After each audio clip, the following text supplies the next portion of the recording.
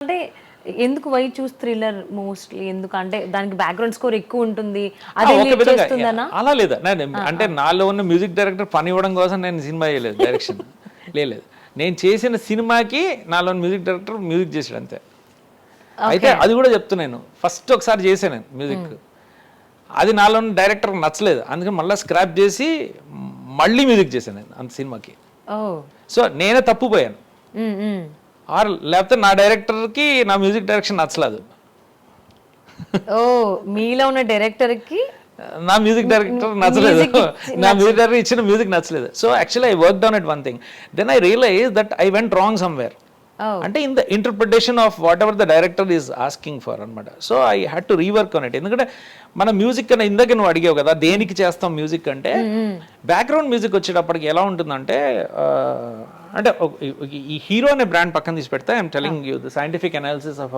Background music is done there are 3 different perspectives in which you can actually do music direction for a particular scene. ఒకటి ఏంటి అంటే ఆ సీన్లో ఉన్న క్యారెక్టర్స్కి చేస్తాం మ్యూజిక్ ఓకే ఇంకొకటి ఏంటంటే ఆడియన్స్ పర్స్పెక్టివ్ అంటే what is the audience suppose to feel in that particular thing ఇప్పుడు హారర్ ఉంది ఆ హారర్కి మనం ఒక పర్టికులర్ ఒక దెయ్యం రాబోతుంది అది వచ్చే ముందు నుంచి మ్యూజిక్ ఇస్తామా లేకపోతే అక్కడ ఏమి మ్యూజిక్ ఇవ్వకుండా జస్ట్ అది వచ్చినప్పుడు సౌండ్ ఎఫెక్ట్ ఇస్తామా there 2 different ways to actually capture the audience attention అనమాట సో అలా there are different ways to do it okay or what does the director want to convey to the audience so director point of view చేయాలి ఒక్కొక్కసారి even story telling director point of view ఉంటుంది ఒక్కొక్కసారి so ఇలా ఈ background music basically has to complement the perspective of whatever we want to convey to the viewer okay and ఈ మూవీకి cross roads అనేటువంటి title పెట్టడానికి కారణం కారణం ఏంటంటే జీవితంలో ఎన్నోసార్లు మనకు we come to particular stage అంటే different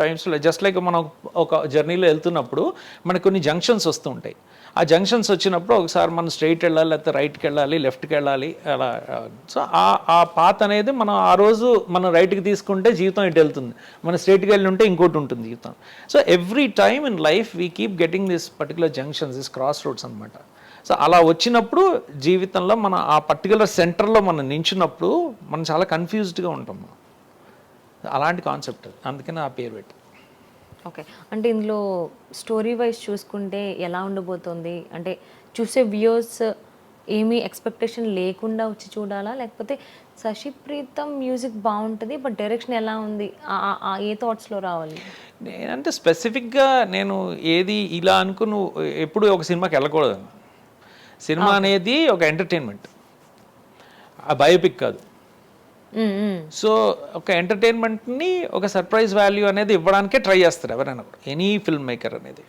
so yeah but one thing అందుకనే మనం కొన్ని ట్యాగ్ లైన్స్ ఇస్తాం కదా ఇది థ్రిల్లర్ అనో లేకపోతే ఇంకేదో అనో ఇలాంటివన్నీ ఇస్తాం ఒక పేరు కూడా ఆలోచిస్తే ఏంటంటే అదే చెప్తున్నాను ఎక్స్ రోడ్స్ అని ఎందుకు పెట్టామంటే because it's all about some kind of a confused state or some kind of a challenge which has come in life ఆ ఛాలెంజ్ అలా వచ్చినప్పుడు ఏంటి జరగాలి జీవితం ఏమవుతుంది అనేది ఫర్ ఎగ్జాంపుల్ ఒక చిన్న ఎక్స్పీరియన్స్ మనం ఒక బీచ్లో నించుని ఉంటాం మనం ఫర్ ఎగ్జాంపుల్ అలా వస్తుంది వెళ్ళిపోతుంది అది వెళ్ళిపోతున్నప్పుడు సడన్ గా కింద నుంచి ఇసుక కూడా వెళ్ళిపోతుంది తెలియకుండా అలా మనం కూరుకుపోతున్నట్టు ఉంటుంది మనం అక్కడే నించుని ఉంటాం బట్ మనకి సడన్ గా we feel that something is మన కింద ఉన్న ఫౌండేషన్ అంతా పోతున్న ఫీలింగ్ వస్తుంది ఒకసారి సో అలాగే ఈ cross roads is also some kind of a confusion in life which creates like మనం we're totally confuse what to do next ఇది చేస్తే ఏమవుతుంది అది చేస్తే ఏమవుతుంది అది చేస్తే ఏమవుతుంది సో అలాగే so that kind of a movie it is. It keeps you on the edge of the seat trying to it's a crime investigation.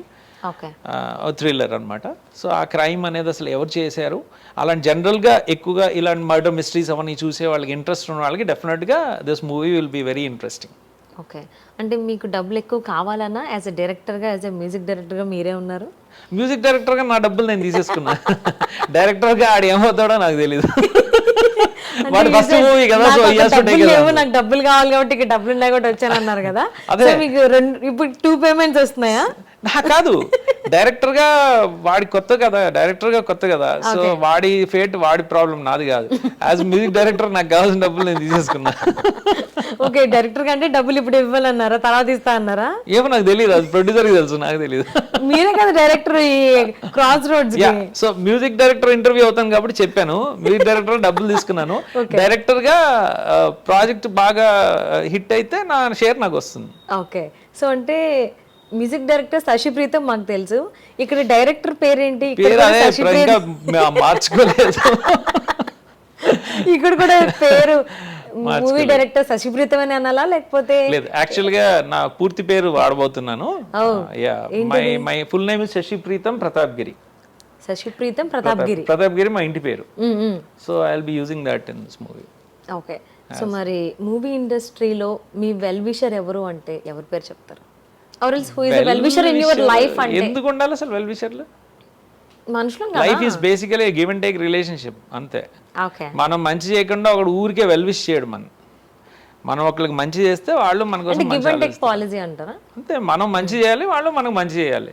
మనం చెడు చేస్తే మనకి చెడు వస్తుంది, అంత simple. I don't think we seriously require to have అంటే నా దగ్గర వీళ్ళు ఉన్నారు, నా దగ్గర వాళ్ళు ఉన్నారు అని చెప్పుకోవడం కాదు. నేను ఉన్నాను లేదా, ఫస్ట్ చాలా ఇంపార్టెంట్ లైఫ్లో. అంటే అంటే ఒక పర్సన్ ఒక రిలేషన్ కావాలి అనుకోవడం అనేది వద్దంటారా? ఎవరి లైఫ్లో వాడు బతకాలా? Yeah maybe, I don't no.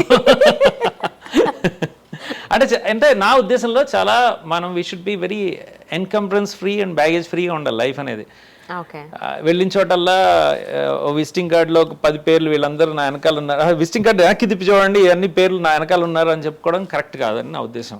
So well wishing అనేది ఇప్పుడు అలా అంతెందుకండి. ఇప్పుడు నేను గులాబీ పాట చేశాను, నా పాట విన్న వాళ్ళందరూ కూడా they will feel very good about me కదా. సో నేను వాళ్ళకు మంచి చేసే కాబట్టి వాళ్ళు నా కోసం they are actually wishing well for me. వాళ్ళందరూ నా వెల్ విషర్స్ ఎలా అయితే, అవునా కదా? సో నా పాటలు విని అది ఆనందించిన వాళ్ళందరూ నా వెల్ విషర్స్. ఇప్పుడు మీరు అడిగిన క్వశ్చన్కి అది ఆన్సర్.